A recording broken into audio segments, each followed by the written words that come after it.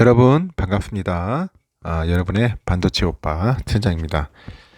이제 또 아침이 시작됐죠? 아침이 시작됐습니다. 6시.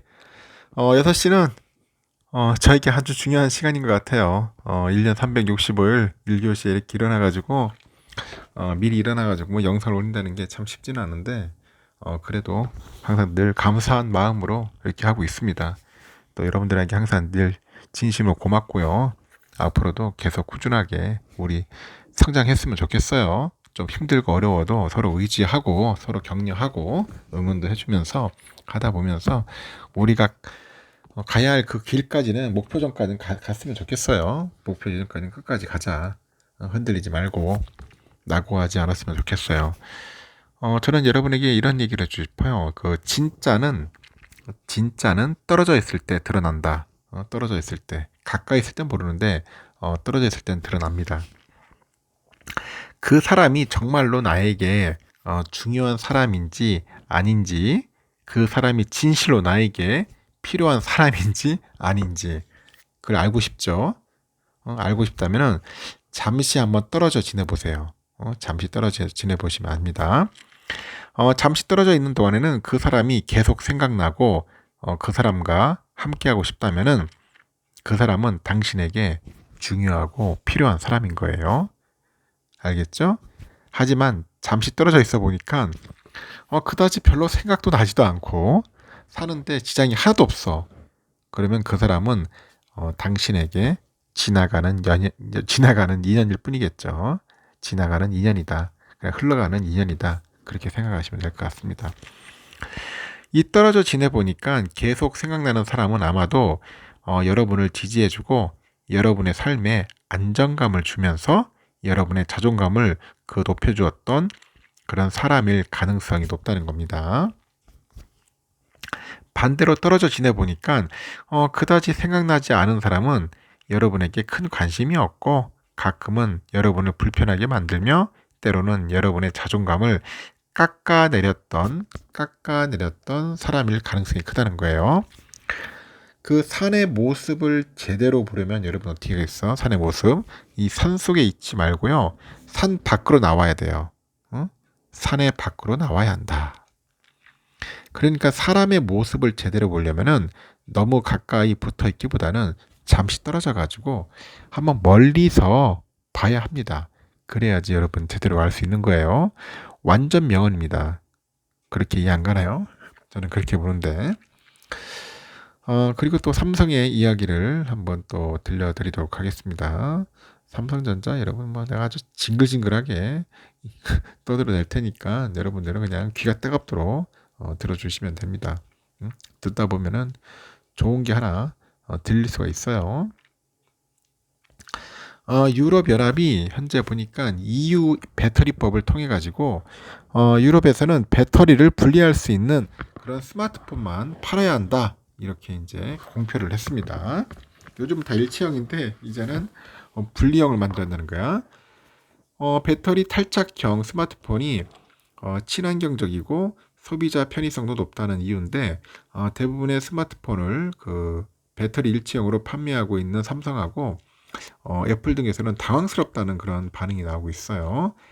산업계에 따르니까 지난 14일인 것 같아요. EU 회의를 통해 가지고 의회를 통해 가지고 통과한 그 EU 배터리법 11조가 있어요. 11조에 휴대용 기기에 들어가는 배터리를 소비자가 쉽게 제거하고 교체할 수 있는 방식으로 디자인해야 한다. 그런 내용이 포함되어 있더라고. 휴대용 기기는 스마트폰, 전자담배 그런 것 같아요.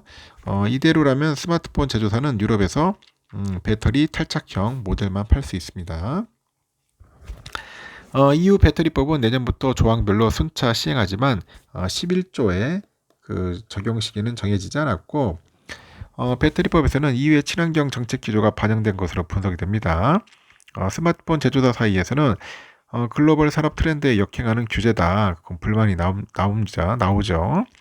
더 얇고 디자인이 뛰어난 스마트폰의 수요가 커지면서 애플은 2007년, 삼성은 2015년부터 배터리 일체형 제품을 주로 생산하고 있어요. 이렇게 양사가 배터리 탈착형으로 설계와 생산 라인을 변경할 경우에 적지 않은 비용이 들어갈 거라는 게 예상됩니다. 삼성 관계자도 배터리 탈부착 관련 조항에 대해서 알고 있는 구체적인 내용을 파악하고 있다고 하네요. 그래서 추이를 지켜보고 대응할 것이라고 합니다.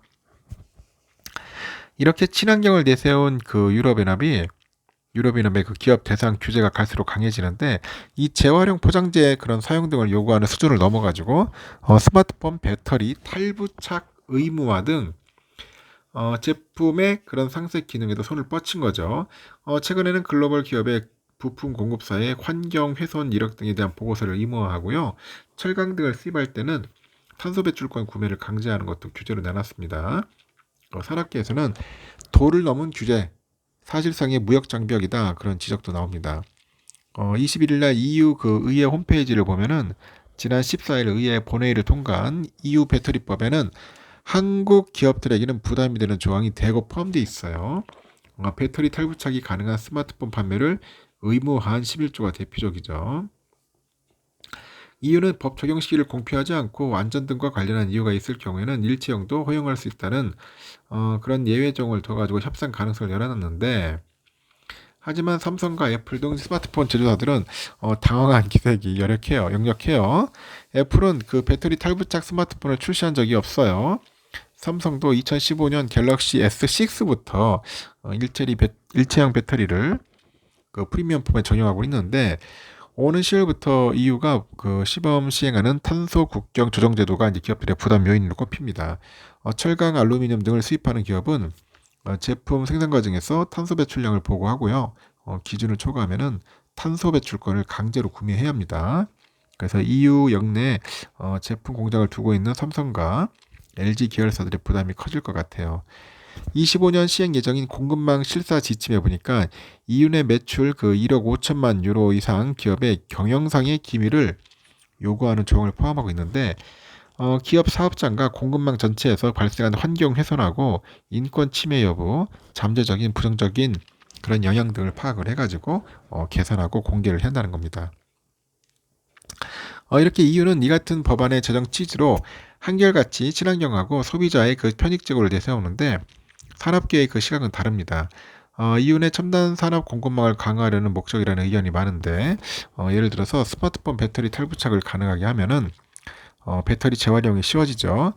배터리 원자재 시장을 장악하고 있는 중국 의존도를 낮출 수 있는 거고, 유럽에서는 사용된 폐배터리 핵심 원자재 회수를 의무화하겠죠. 새 배터리를 생산할 때 재활용 원료를 일정 비율 이상 사용하게 한 조항도 비슷한 의도로 분석이 돼요. 16개 전략 원자재를 집중 관리를 해가지고 원료의 지속 가능성을 높이겠다는 명분을 내세운 핵심 원자재법에 대해서도 다른 의도가 있다는 지적이 나오는데, 전략 원자재를 활용해가지고 기술을 개발하는 기업의 공급망 점검 결과를 2년마다 보고하도록 하는 내용이 들어있습니다. 이렇게 EU 친환경 규제를 맞닥뜨린 국내 기업들은 피로감을 호소하는 거예요. 친환경 포장재를 장려하는 수준을 넘어서 제품 스펙까지 간섭하고 있어요. 지난 3월 강화된 TV에 에너지 효율 기준이 대표적인 사례인데, 당시 국내 업체들은 일부 그 프리미엄 모델의 판매 중단 위기를 맞았지만은 저전력 모드를 기본 기능으로 하는 대안을 마련해가지고 가까스로 위기를 넘겼고, 정부가 이후에 행정부 역할을 하는 집행위원회에 국내 기업들의 상황을 알리고 더욱 적극적인 의견을 개진해야 한다는 지적이 나오고 있습니다. 그래서 국내 가전업계 관계자도 이후에 친환경 규제가 너무 빠르게 시행되고 있다, 그런 얘기를 하죠. 그러다 보니까 미국과 그 아시아의 정보기술 업체들을 견제하기 위한 목적이란 그런 의심까지 든다, 그런 이야기도 하는 것 같습니다. 참 쉬운 게 없네요. 쉬운 게 없어. 지금 보니까 노조에 관련된 이야기예요. 이 사진은 5월 4일 날 예전에 그 서울 서초구 삼성전자 사고 앞에서 열린 전국 삼성전자 노동조합 조정 결과 입장 발표, 그리고 연대 투쟁의 선포, 그 기자회견에서 노조원들이 구호를 외치고 있는 모습인데, 삼성의 무노조 경영을 깨고 출범한 이제 삼성전자 최대 노동조합이 노조원 이탈 등으로 노노 갈등이 현재 격화되고 있다고 합니다. 이 파업과 자사 제품의 국제 불매 운동 예고 등 무리한 투쟁 방식에 대한 노조원들의 불만이 터져 나오면서 조합원 1만 명 가입을 앞두고 세력이 약화되는 분위기다. 그런 이야기도 하는 것 같아요. 21일 관련 업계에 보니까 삼성전자 최대 노조인 전국 삼성전자 노동조합 전삼노라고 하는데 이달 들어서 무더기 노조원 탈퇴 현상이 전제에 빚어지고 있어요. 전삼노는 사측과 임금교섭 투쟁 동력을 강화하기 위해서 올해 4월부터 연내 조합원 수 1만 명 그 달성을 목표로 1만 명이죠. 1만 명인데 월 1만 원에서 월 500원으로 가입비를 낮추는 것 같아요. 낮추면서 가입 동료 활동을 이어왔습니다. 실제로 4월에는 8,249명이었던 그 전삼로 조합원 수가 최근 2달간 2,000명 가까이 늘었어요. 지난 5일에 한때 9,970명까지 갔습니다. 9,970명까지 기록하면서 목표했던 1만 명을 눈앞에 뒀는데 최근에 2주간 170여 명의 조합원이 노조를 탈퇴합니다. 그래서 19일 기준 9,806명으로 줄어들었어요. 삼성전자의 그 대표 노조를 자부하는 전삼노의 그 조합원의 감소는 사측과 임금 협상 방식, 투쟁 강도, 방향 등을 놓고 내부 의견이 컸던 게 작용한 것 같아요. 특히 전삼노로부터 2023년도 단체 교섭하고 임금 협상을 위한 공동 교섭단 그런 배제를 통보받은 신생 노조인 그 DX 노조가 있어요. 여기하고 갈등이 가장 큰 원인으로 꼽히는 것 같아요. 사내 최대 노조 단체라는 점을 앞세워서 전삼노 집행부가 노조 간 갈등을 조장하고 있다는 반발이 현재 나오고 있습니다. 반면에 그 전삼노 측은 최근에 입장문을 내고 DX 노조가 독자적으로 사측의 협상을 요구했다면서 강도 높게 비판했고 전삼노가 DX 노조 집행부가 교체되기 전까지 공동 교섭단에 포함시키지 않겠다고 하니까 노조 간 갈등을 조장한다. 그러면서 조합원들의 반발이 커지고 있는 것 같습니다. 현재 삼성전자는 전삼노를 비롯해서 삼성전자 사무직 노조, 삼성전자 구미 노조, 삼성전자 노조 동행, DX 노조 등 5개 노조가 있는데 조합원 수가 가장 많은 전삼노가 과반수 노조 지위를 확보했고 전체 노조를 대표해서 사측과 교섭에 나서고 있는데요. 그런데 여기 한국노동조합 총연맹 산하 조직인 전삼노가 국제행사가 열린 베트남에서 삼성전자와 이재용 회장을 공개 비판하거나 파업과 국제 불매 운동까지 예고하는 등 이런 초강성 투쟁 기조로 일관하다 보니까 직원들의 반발 심리도 커진 것으로 전해지는 것 같습니다. 이에 노조 가입을 희망하는 직원들은 디바이스 경험 부분의 인력들이 주축이 된 DX 노조에 눈을 돌리고 있는 것 같아요. 반도체 부분과의 그 처우 차이 등에 적극적으로 대응하기 위해서 올해 1월에 설립된 DX 노조 조합원 수가 약 6,000명으로 알려졌네요. DX 노조도 전삼노를 상대로 대응에 나섰습니다.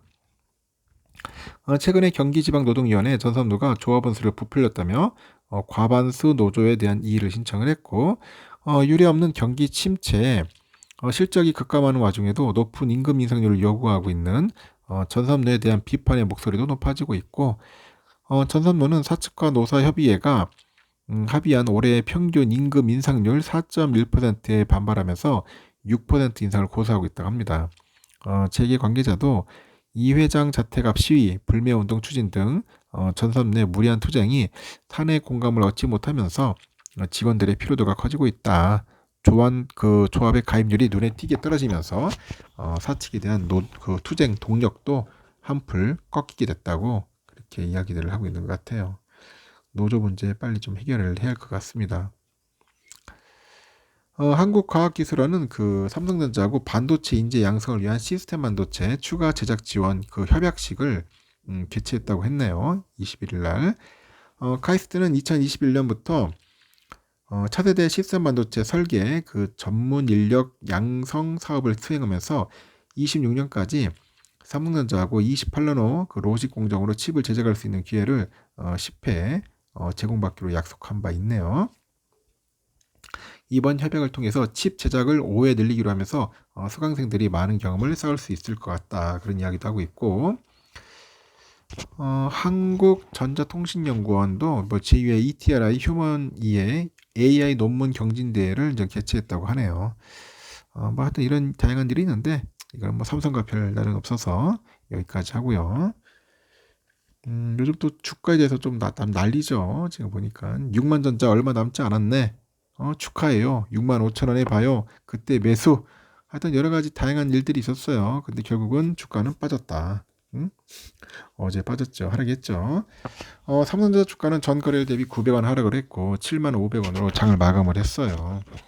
삼성전자 주가는 지난달 26일 1년여 만에 7만 원을 돌파한 뒤 한 달 가까이 현재 7만 원대 초반에서 답보 상태가 이어지고 있습니다.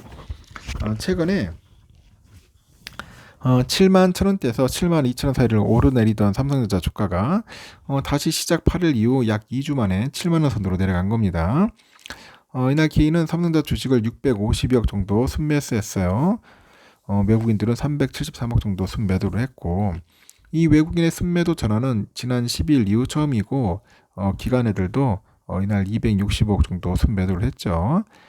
주식의 고평가 저평가 정도를 보여주는 주가 수익 비율이 있어요. PER. 이걸 보니까 삼성은 현재 10배 수준입니다. 이에 비해서 연인 사상 최고 기록을 갈아치고 있는 미국의 반도체 기업 있죠. 엔비디아. 이보다는 훨씬 높은 227배입니다. 227배 선행은 42배 수준이다. 그렇게 보시면 될 것 같고요. 이렇게 엔비디아가 삼성에 비해서 고평가 상태에 있고요. 버블 우려도 지속되고 있는 건 사실인데 상대적으로 삼성전자가 AI나 반도체 분야의 수혜를 덜 받고 있는 상황은 분명하다는 지적이 나옵니다.